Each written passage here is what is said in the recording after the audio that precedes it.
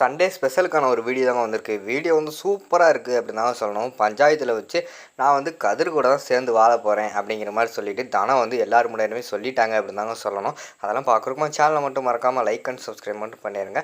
First எடுத்த உடனே மாயா இருக்காங்கல்ல, மாயா வந்து நேராக வந்து போலீஸ் ஸ்டேஷனுக்கு போகிற மாதிரி தான் காட்டிக்கிட்டு இருக்காங்க. அங்கே பார்த்தா ஒரு சேரில் வந்து நம்ம ஜானகி வந்து உட்கார வச்சுருக்காங்க. பெரியமா ஏன் பெரியமா இப்படிலாம் பண்ணீங்க அப்படிங்கிற மாதிரி சொல்லிகிட்டு இருக்காங்க. அப்போ வந்து ஜானகி வந்து சொல்கிறாங்க, இல்லை மாயா எனக்கு வேறு வழி தெரியலை, எனக்கு வந்து நம்ம தனத்தோட வாழ்க்கையை காப்பாற்றணும். அதாவது கதிர் வந்து நிரபராதி அப்படின்னு சொல்லிட்டு தெரிஞ்சாதான் தனம் வந்து சேர்ந்து வாழ்வா. அது மட்டும் இல்லாமல் பஞ்சாயத்தில் வேறு பெரிய பிரச்சனை ஆயிடுச்சு. தனம் வந்து கதிரையே வேண்டான்னு சொல்லிட்டு வந்துட்டா. ஏன் வேண்டான்னு சொல்லிட்டு வந்தா? அவன் வந்து கொலை பண்ணிட்டான் அப்படின்னு சொல்லிட்டு எல்லாருமே சொல்கிறதுனால தானே அவன் வந்து வேண்டான்னு சொன்னான். அதனால் வந்து எனக்கு வேறு வழி தெரியலை, தனத்தோட வாழ்க்கைக்காக தான் நான் இப்படியெல்லாம் பண்ணேன் அப்படிங்கிற மாதிரி சொல்லிகிட்டு இருக்காங்க. என்ன பெரியமா நீங்கள் வந்து இங்கே இப்படி பண்ணிட்டீங்க, அங்கே பார்த்தா தனம் என்னடானா கதிரே வேண்டான்னு சொல்லிட்டு அங்கே சொல்லிட்டு வந்துட்டா அப்படிங்கிற மாதிரி சொல்லிக்கிட்டு இருக்காங்க. அது தெரிஞ்சுதான் மாயா நான் வந்து உண்மையை சொல்லலாம்னு சொல்லிட்டு முடிவெடுத்தேன். இப்போ வந்து எனக்கு தனத்தோட வாழ்க்கை தான் முக்கியம், என்னையை விட எனக்கு அவளோட வாழ்க்கை தான் முக்கியம். கதிர் வந்து வெளியே வரணும், எனக்கு அவ்வளோதான் அப்படிங்கிற மாதிரி சொல்லிகிட்டு இருக்காங்க. போகிற போக்க பார்த்தா கதிரை வந்து வீட்டிலே சேர்க்க மாட்டாங்க போல். அங்கே வந்து கோயிலில் காசு வெட்டி போட போகிறாங்க பெரியமா அப்படிங்கிற மாதிரி சொல்லிகிட்டு இருக்காங்க.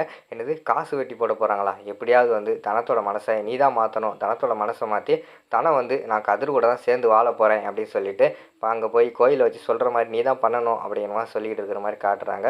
பெரியமா நான் சொன்னால் அவள் கேட்பாளா? அவள் அப்பா பேச்ச தானே கேட்பா அப்படிங்கிற மாதிரி சொல்லிகிட்டு இருக்காங்க. இல்லை நீ நல்லது எது கெட்டது எதுன்னு எடுத்து சொல்லு.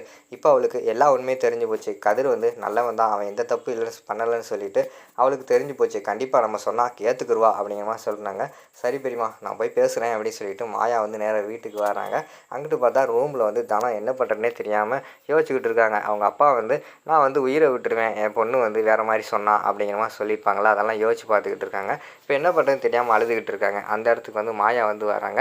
என்ன தனம் கதிர் வேண்டான்னு சொல்லிட்டு முடிவெடுத்துட்டியா அப்படிங்கிற மாதிரி கேட்காங்க. அப்படியெல்லாம் இல்லை, எனக்கு என்ன பண்ணுறது, அப்பா பேச்சை என்னால் மீற முடியலை அப்படிங்கிற மாதிரி சொல்லிகிட்டு இருக்காங்க. இங்கே பாரு கதிர் நல்லவன், கதிர் வந்து நம்ம குடும்பத்துக்காக எவ்வளவோ பண்ணியிருக்கான். நம்ம குடும்பத்துக்காகன்னு சொல்கிறத விட உனக்காக நிறைய பண்ணியிருக்கான். தயவு செய்து அவனை வந்து கைவிட்டுறாத, சொல்கிறத கேளு. உனக்கு வந்து நம்ம கதிர் கூட சேர்ந்து வாழ்கிறதுக்கு விருப்பம் இருக்கா இல்லையா அப்படிங்கிற மாதிரி கேட்காங்க. அப்போ தனம் வந்து சொல்கிறாங்க, எனக்கு அவங்க கூட சேர்ந்து வாழ விருப்பம் தான் அப்படிங்கிற மாதிரி சொல்கிறாங்க. அப்புறம் ஏன் கவலைப்படுற, நீ போய் பஞ்சாயத்தில் சொல்லு, கதிர் எந்த தப்பும் பண்ணலை, கதிர் தான் வந்து இப்போ நிரபராதின்னு சொல்லிவிட்டு அவரையும் வந்து போலீஸ்காரங்க வீட்டிலே கொண்டு வந்து விட்டாங்கல்ல. அப்படி இருக்கும்போது எதுக்கு அவரை வந்து நான் வேண்டான்னு சொல்லணும், நான் வந்து கதிர் கூட தான் வாழ போகிறேன்னு சொல்லிடு அப்படின்னு சொல்லிட்டு அனுப்புகிறாங்க.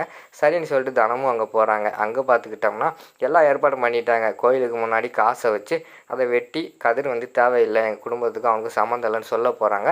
அந்த நேரத்தில் பார்த்தா தனம் வந்து நிப்பாட்டுங்க அப்படிங்கிற மாதிரி சொல்கிறாங்க. கதிர் வந்து குற்றவாளி, கதிர் வந்து கொலை பண்ணிட்டாருன்னு சொல்லி தான் நீங்கள் இப்போ எல்லாம் கூறினீங்க.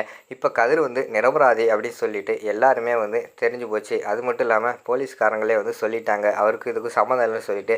அப்படி இருக்கும்போது நான் எதுக்கு வந்து கதிர் கூட சேர்ந்து வாழ மாட்டேன்னு சொல்லணும், நான் கதிர் கூட தான் சேர்ந்து வாழ போகிறேன் அப்படிங்கிற மாதிரி சொல்லிட்டு அந்த இடத்துல தானே வந்து சொல்கிற மாதிரி தான் காட்டிக்கிட்டு இருக்காங்க. அதை கேட்டவொடனே அங்கிட்டு பார்த்தா நம்ம புவனேஸ்வரி குடும்பத்துக்கு வந்து பயங்கரமான ஷாக் ஆயிடுது. அதோடு பார்த்துக்கிட்டிங்கன்னா அந்த ப்ரோமோ வந்து முடிச்சிடுறாங்க.